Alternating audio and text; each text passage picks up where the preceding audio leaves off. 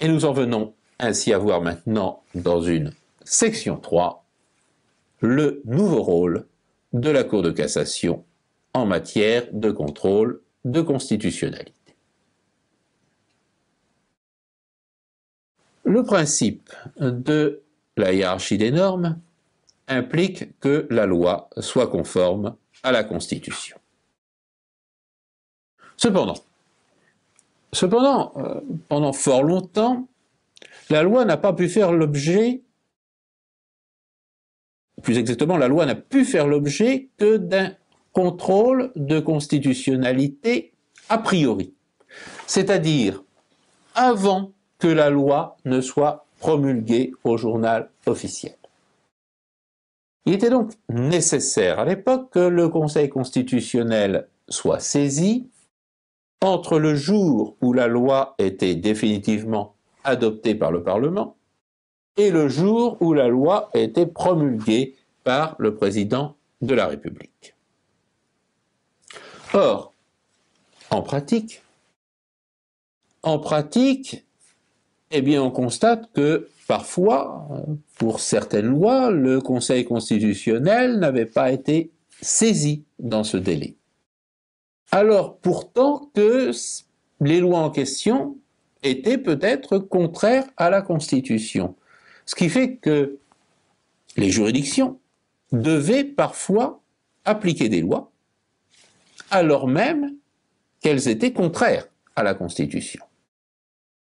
Et cela tout simplement parce que, d'une part, seul le Conseil constitutionnel a le pouvoir de déclarer une loi inconstitutionnelle, et parce que, d'autre part, ce pouvoir, il ne pouvait plus être exercé une fois que le délai prévu pour le saisir était écoulé.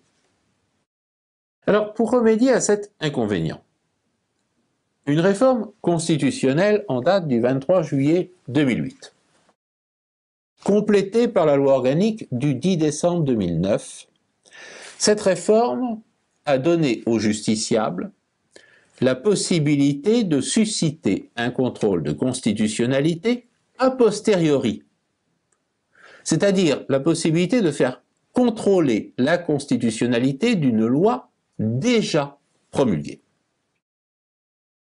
Pour autant, ce contrôle, il ne peut toujours être exercé que par le Conseil constitutionnel.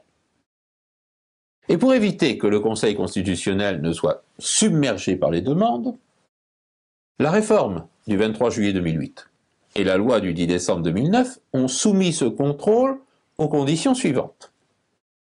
Tout d'abord, ce contrôle, il ne peut avoir lieu qu'à l'occasion d'une instance déjà en cours devant une juridiction. Ensuite, ce contrôle, il ne peut avoir lieu qu'à la demande d'une des parties en litige, qui va soulever ce que la loi appelle une question prioritaire de constitutionnalité, une QPC.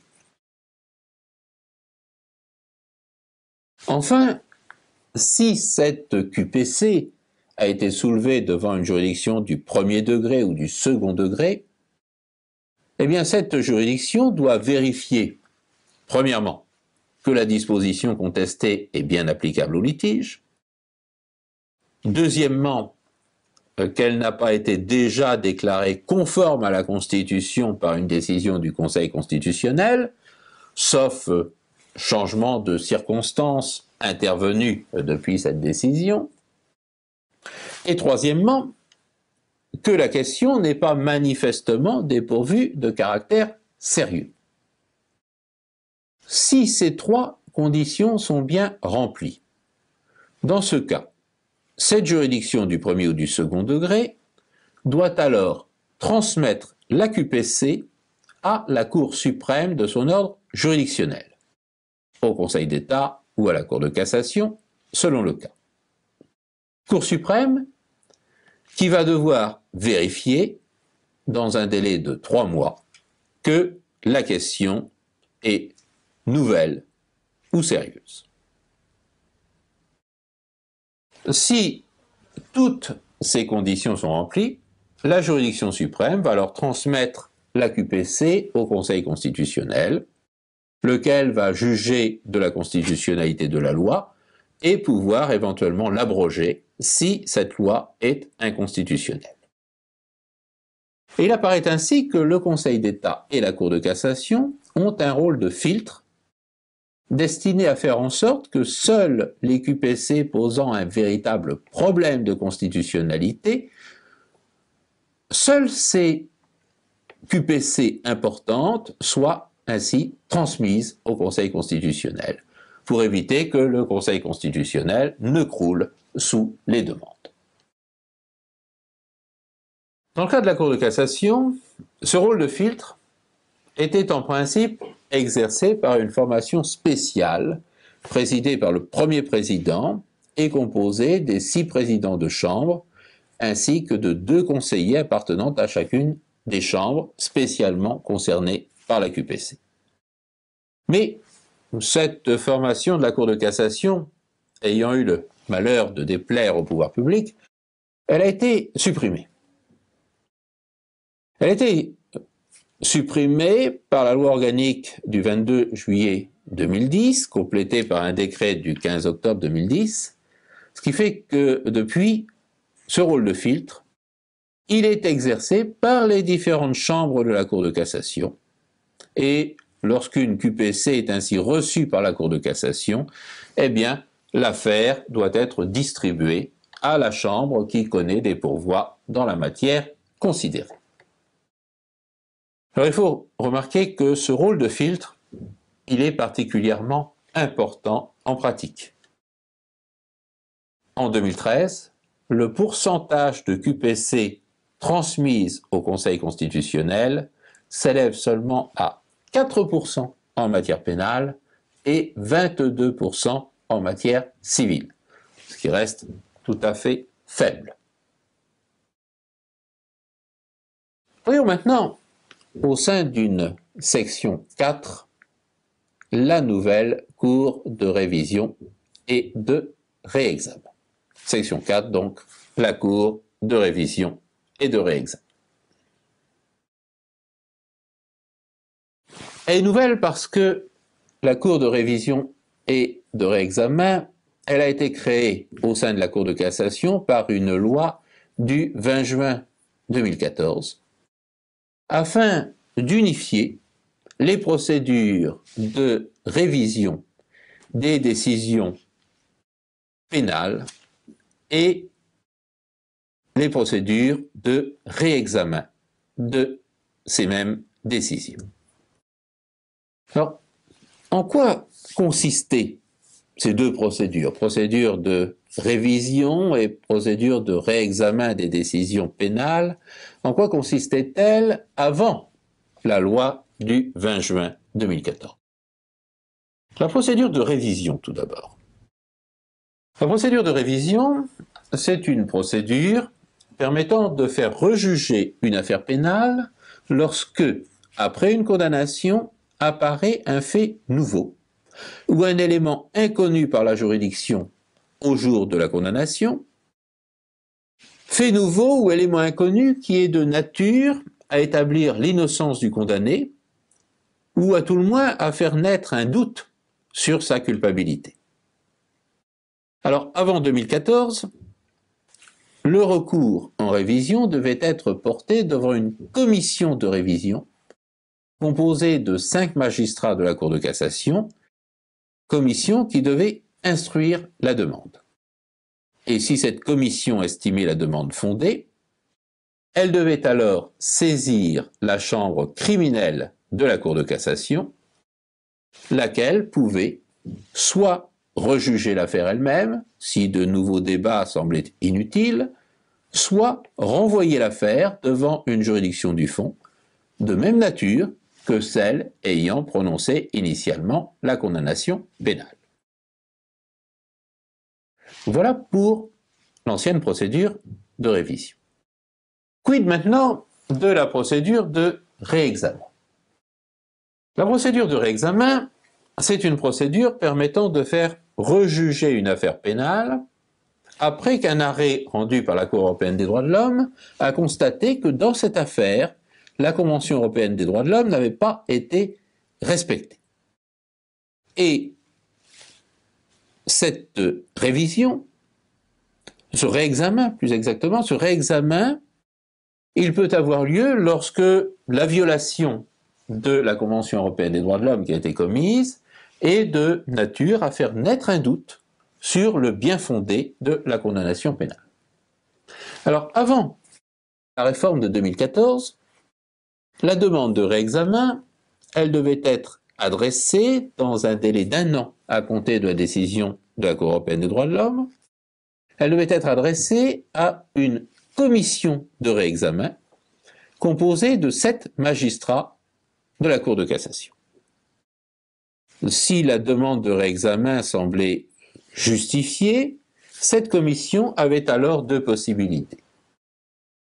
Soit renvoyer l'affaire devant l'assemblée plénière de la Cour de cassation, si le réexamen du pourvoi du condamné était de nature à remédier à la violation constatée par la Cour européenne des droits de l'homme, soit, dans les autres cas, renvoyer l'affaire devant une juridiction pénale de même ordre et de même degré que celle qui avait prononcé la condamnation initiale. Voilà quelles étaient ces 2 procédures avant la réforme de 2014. Eh bien, ces 2 procédures, elles ont été fusionnées par la loi du 20 juin 2014. Cette loi crée en effet une cour de révision et de réexamen. Cour de révision et de réexamen qui est présidée par le président de la chambre criminelle de la Cour de cassation et qui est composée en outre de 17 conseillers à la Cour de cassation, désignés par l'Assemblée générale de la Cour de cassation pour une durée de 3 ans, qui est renouvelable une fois. Cela fait donc 18 membres titulaires en tout au sein de cette Cour, chaque chambre de la Cour de cassation devant nécessairement y être représentée par 3 membres titulaires. Il faut ajouter à cela que 17 membres suppléants doivent également être désignés dans les mêmes conditions. La Cour.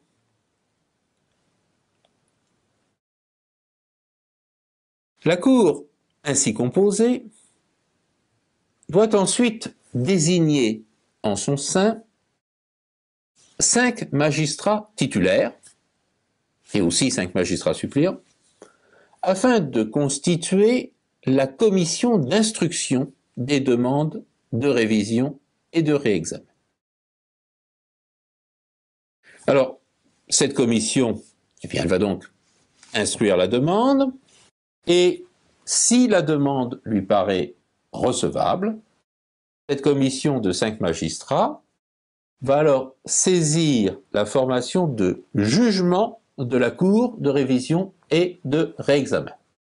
Formation de jugement qui est composée des 13 autres magistrats de cette Cour, dont le président de la chambre criminelle de la Cour de cassation qui va présider cette formation de jugement. Et si la demande est bien fondée, eh bien cette formation de jugement, elle a 3 possibilités.